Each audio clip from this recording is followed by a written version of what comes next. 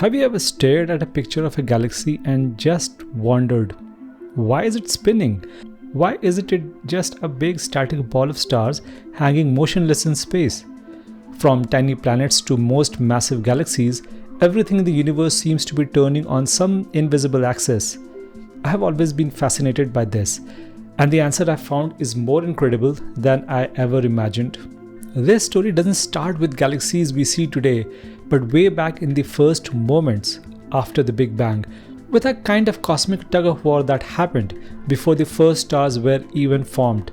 It's a story of how a universe born with almost no spin at all created the most beautiful rotating structures we see everywhere.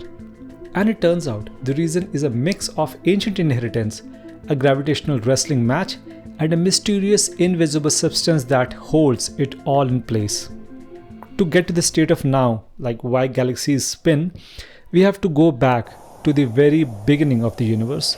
In the first moments after the Big Bang, the universe was this furious, hot, dense, almost perfectly smooth soup of particles and energy. It was expanding like crazy, but it wasn't really spinning. If you could somehow add up all the clockwise and counterclockwise spins of every single thing in the universe, you would get something incredibly close to zero. It was near perfect still. So if the universe as a whole didn't start out spinning, so where did all this motion come from? The early universe wasn't perfectly smooth. Thanks to tiny fluctuations, quantum fluctuations, in the first split second of existence, there were minuscule differences in density. These weren't much to look at, just tiny imperfections in a smooth cosmic sea. But these little lumps were the seeds of everything to come. Every stars, every planets, and every galaxy. And as the universe expanded and cooled, these denser regions started to pull things in. They were starting a process that would unfold for hundreds of millions of years. A process that would create rotation from a state of near perfect stillness. As the universe kept expanding, gravity started to run the show. Those slight denser regions began pulling in matter from all around them. But they weren't alone.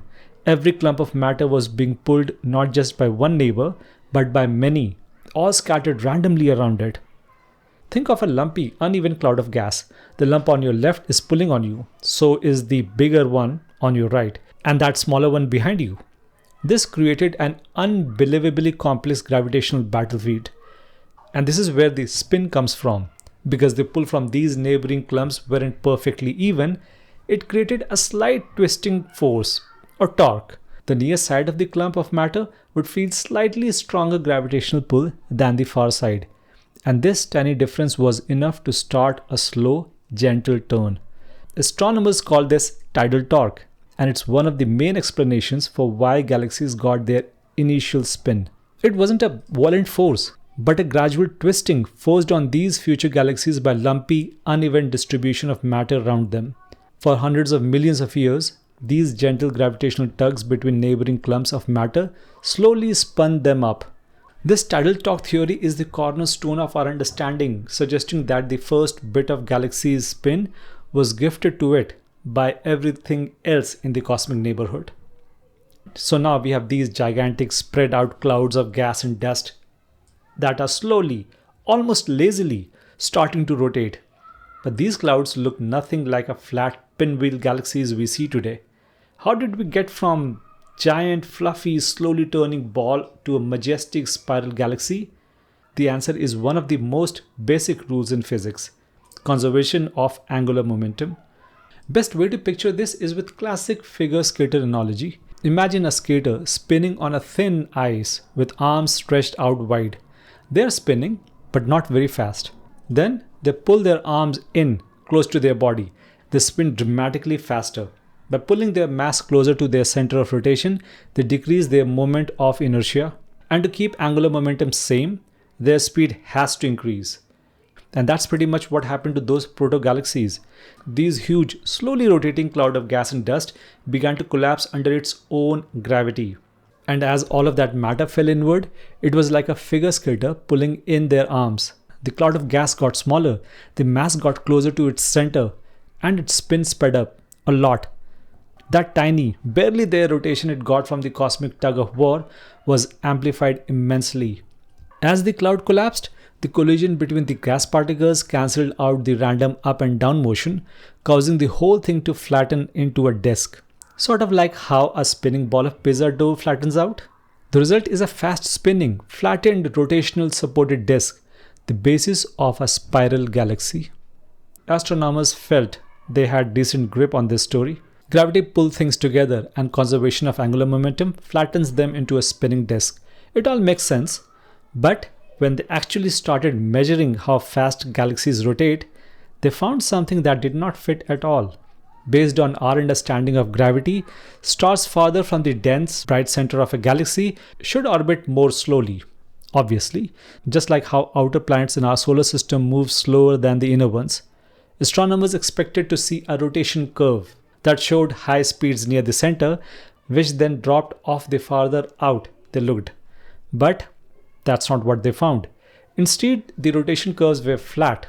The stars in the outer region of the galaxies were moving just as fast as the star closer to the center. This was a huge problem. The visible matter, the stars and the gas we see, simply doesn't have enough gravity to hold on to these fast-moving outer stars. They should have thrown off into deep space ages ago. The only way these galaxies could hold themselves together is if they were sitting inside a massive, invisible halo of something else, something providing extra gravity needed. This mysterious stuff was named dark matter.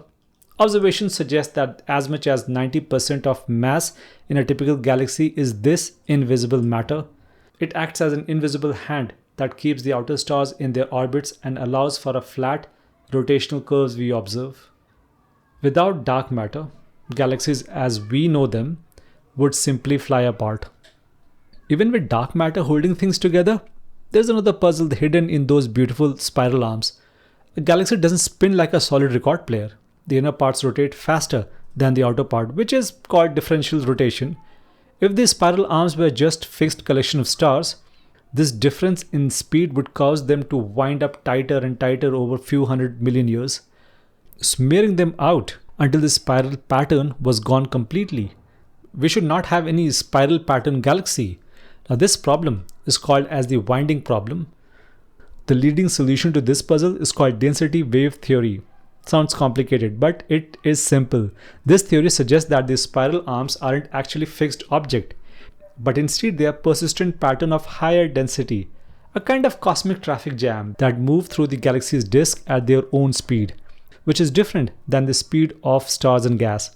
Star and gas clouds get close to the spiral arms, slows down, and get compressed as they move through the denser region, and then speed up again as they leave. This compression of gas is what kicks off new star formation, which is why spiral arms are so bright and full of young blue stars. So the arms we see aren't a permanent collection of stars, but a pattern that stars are always moving in and out, which keeps them from winding up and disappearing. Okay, now here's the twist.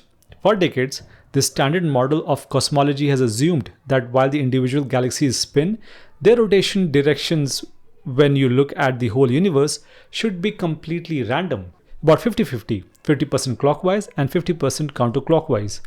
But the brand new observation by jwst is starting to challenge this fundamental idea. In recent analysis of 263 distant galaxies from jwst Advanced Deep Extragalactic Survey, or JADES in short, astronomers found a surprising imbalance. Instead of 50-50 split, they discovered that roughly 2/3 of the galaxies were spinning clockwise, 2/3, and only 1/3 were spinning counterclockwise, means 66.6% clockwise and 33.3% counterclockwise. This is a significant discovery that goes against what a random universe should look like, what our cosmological models suggest. Scientists are now scrambling to figure out what this could mean. One speculative idea is that the universe might have been born with a slight overall rotation, a property that trickles down to galaxies inside it. Another kind of possibility is some kind of observational bias. Maybe we'll see this 50-50 pattern restore as we look farther and include more galaxies. And to add another layer, a separate discovery in late 2025 identified a colossal 50 million light-year long cosmic filament where galaxies inside it and the filament itself are rotating in sync. This suggests that these huge structures in cosmic web can directly give spin to galaxies they contain. Whatever the final answer is, these findings show that the story of cosmic spin is far from over.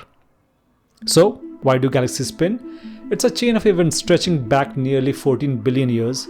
It starts with tiny quantum jitters in the newborn universe, which grew into lumpy clouds of gas. It continues with gentle but persistent cosmic tug-of-war that gave those clouds the first little nudge of rotation.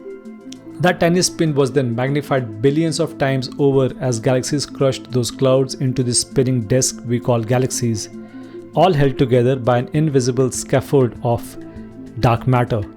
Spin isn't an accident, it's a feature that builds on how the universe organizes itself from the smallest scales to the very largest.